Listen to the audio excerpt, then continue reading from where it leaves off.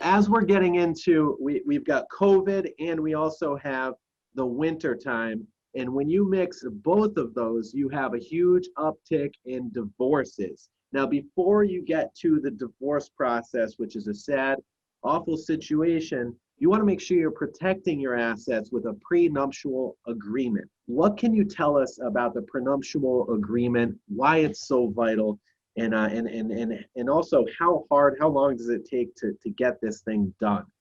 Sure. Prenuptial agreements are really the best way to save money in the long run, not just in the way of protecting your assets, but in lawyers' fees in the long run. If you spend the money up front to have an ironclad, excellent prenuptial agreement, and then you also spend time with your attorney making sure that you're following all the directives to keep everything separate, you're going to save so much money when it comes to a divorce. You might have a $10 million total amount of assets. Not only does the prenuptial agreement help protect those assets, but it might save you $100,000 in lawyers' fees arguing about those assets because you've taken the time to very clearly, very specifically spell out all of the different ways that you're going to protect those assets. On average, I mean, what are you thinking? Is this like a $10,000 thing, a $5,000 thing, a $20,000 thing?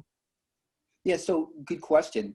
I feel as though if I had to give an off-the-cuff answer, it's not a $20,000 thing, that's for sure. But be very wary of anybody who's going to say, oh, I'll be able to give you one for $1,500, because you have to put in the time, effort, and detail to have so many specific items addressed in the contract and also with the client about how to carry out their business from that point forward. So if I just had to put a rough guess on it, I think it's more fair to say it's something like between $5,000 and $10,000. Here's, I think, a tough question that a lot of women and a lot of men struggle with.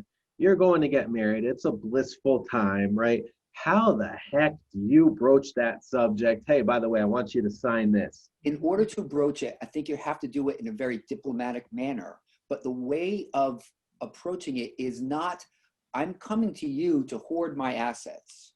The way to approach it is saying, we love each other so much, and we want to make sure that we're on the same page about all different aspects of our marriage. And money is no different than a religious conversation for other reasons. Yes, it's uncomfortable. Yes, it's going to cause a slight disagreement about even bringing up, why do we even need to have this conversation?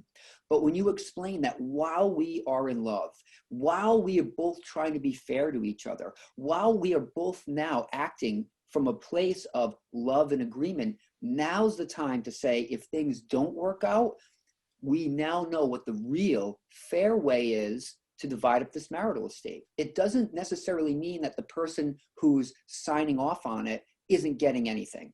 And it's a fair way to say, let's sit down and have this talk now while we are in love, while we're trying to be fair to each other, so that in the event that it does turn out that we're not together, while we're not fighting, while we're in the beginning of this process, now's the fairest time to divide up these assets. John, do you find that your largest type of clientele going in and getting a prenuptial agreement are the folks that have been married before, divorced, that have gone through the ringer and come in and do it, or are they first time married folks? First time married folks are a rare client for a prenuptial, unless they're worth, let's say, over $1 million when they're coming in. If one person's worth over $1 million, a lot of times that person's already business savvy. That would be one somewhat typical client, but certainly those who have been married and divorced before and saw what happened in court, and maybe their expectations were far from reality, then the second time around,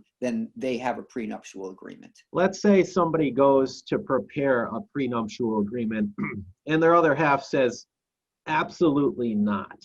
Should that be a red flag? I think it's absolutely a red flag, because you're not, at this point in time, you're not beginning the conversation by saying, you're going to sign this. You're beginning the conversation by saying, this is something I want to talk with you about. I want to get your feedback. Let's at least engage in a conversation about this to see how each other feels. If you then get a absolutely not, that is a red flag.